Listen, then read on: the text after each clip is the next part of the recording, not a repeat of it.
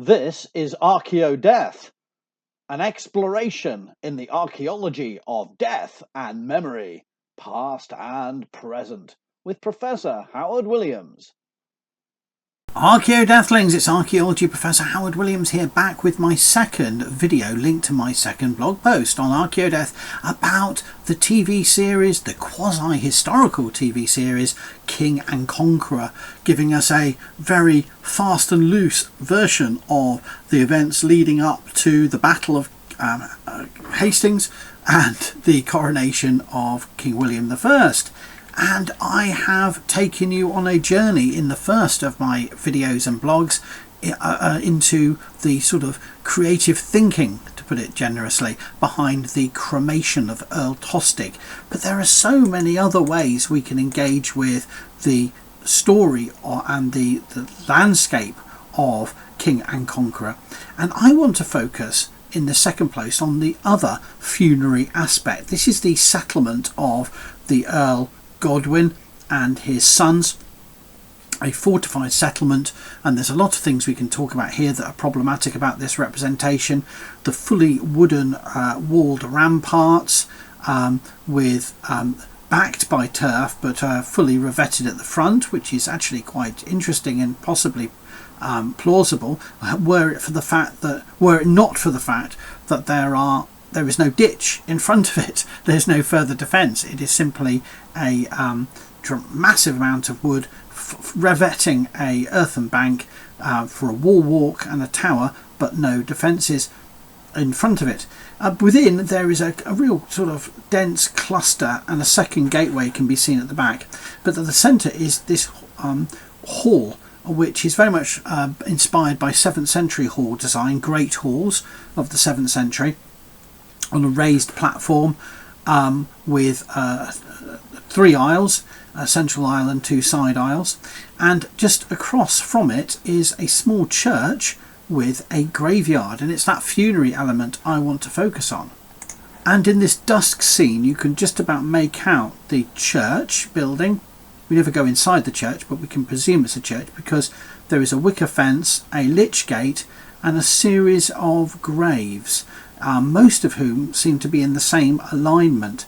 Now this is therefore representing a thainly residence, a high status late Anglo-Saxon centre with a cluster of buildings, farms and workshops and kitchens serving a main hall with a small chapel, presumably exclusive for the elite and their immediate family. This is not the size of a late Saxon parish church, but it's interesting because it's so utterly small, but with this very humble little fence, but with paving around the outside, otherwise mud tracks prominently positioned next to the hall and next to the main entrance. And in general terms that would be okay, were it not for you to realise that if this is an east-west small chapel, then these graves are south-north. So they're the wrong orientation. So there's nothing terribly wrong about this, but it's interesting to think about how they're representing religion, worship and burial, intimate and proximal to the main hall of a late Anglo-Saxon thane or ealdorman, and that's all reasonably plausible, but a very humble structure and with graves that are north-south. And we see further scenes showing this settlement complex, but the gateway to the chapel is not shown in any greater detail. But in addition to the cremation of Earl Tostig and this historically inaccurate and implausible but dramatic headland open air burning, we have the other funerary scene in the show is the burial of Harold Godwinson in this little private chapel burial ground associated with the thainly residence.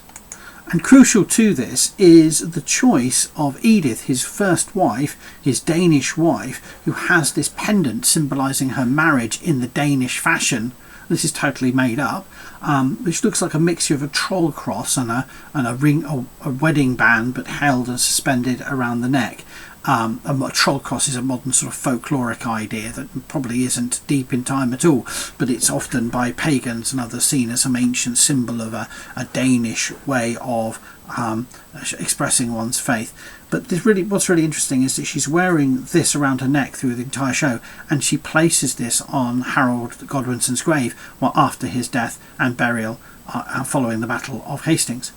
And so we have this sombre funerary scene with the children, the mother and the sister and the two wives, Edith and Margaret, of Harold. There seems to be a slate grave cover here, but as with the other graves, it's a wheel-headed wooden cross that serves to memorialise Harold.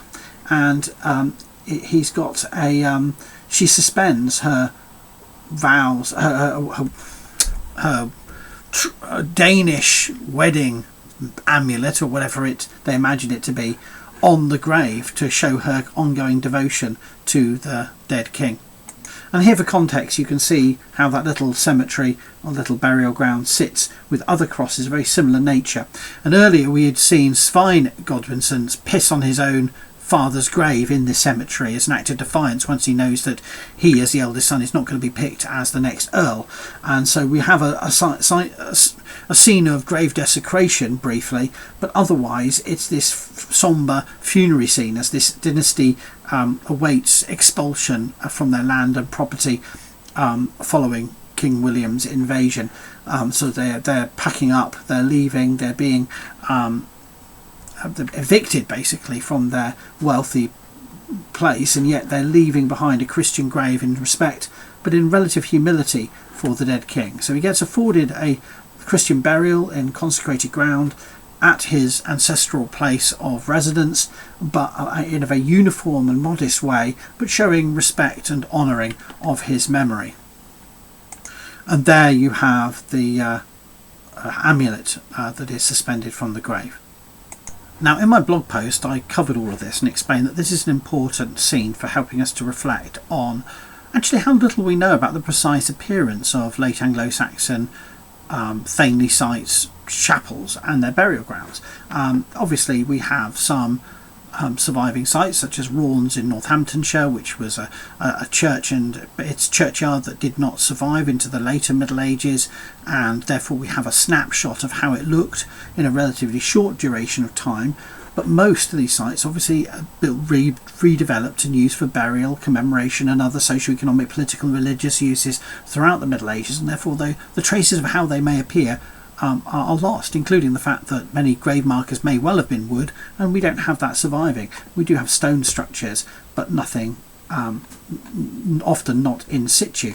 So how do we account for this? Where is this idea coming from, I posit? Well, I suggest that there is actually evidence they could have turned to, open access via the corpus of Anglo-Saxon stone sculpture, and particularly the Southeast volume, volume 4, and the volume 7 Southwest volume by Dominic Tweddle and Rosemary Cramp respectively, which could have been drawn upon. So here are some examples: some London All Hallows by the Tower 2, showing you the wheel-headed crosses but inscribed. Another examples from Glastonbury Tor, Winchester Old Minster 92 and 95, Amesbury 1, Puddledown 2. These are monuments that could have served as parallels and inspiration for their wooden design, but the fact they're not inscribed, not painted and made of wood doesn't, I believe, have any immediate direct parallel. So rather than go for this, and of course the bigger issue is why they didn't put grave covers, because we have quite a few grave covers of the 11th century that could have been selected for showing the elite dead, but they chose not to. They chose to go with crosses.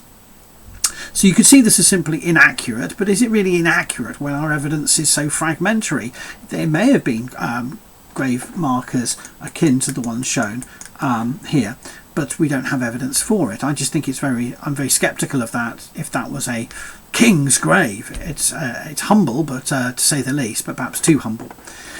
So this is an interesting case study of a choice made in designing a TV show that's not wrong. I mean, it does, in crude terms, a wheel-headed cross in the 10th, 11th century is a good selection, but precise parallels are lacking, and there are other design choices they might have gone for which are evidenced in the archaeological record, such as it is.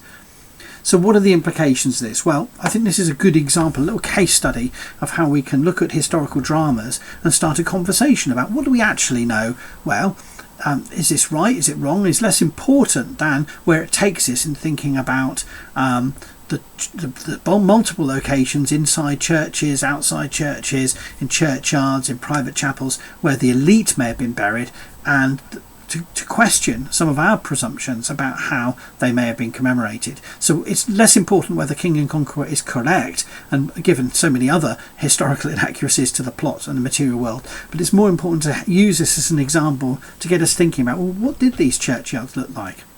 And I would say that there's a lot of aspects that are informed and authentic about this representation. Although, of course, it's a selection and a rather creative choice to put those wooden wheel-headed crosses as the principal mode of commemoration. I hope that's of interest, and follow me for more. You're welcome. Follow ArchaeoDeath on YouTube, TikTok, WordPress, and a host of other social media.